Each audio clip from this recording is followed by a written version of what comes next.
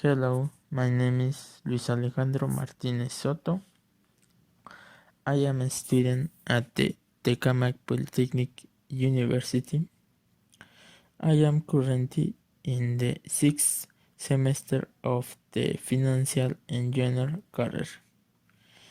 I will tell you about a work situation that happened to me when I worked at the Sol Forum in Mexico City. In 2017, I was at the Fermention's place in the month of October. A Formula One company car racing event is held as every year.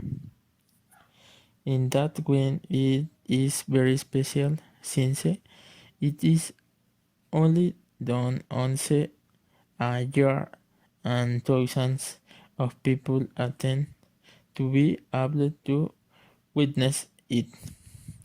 It was a very great experience, but quite tiresome.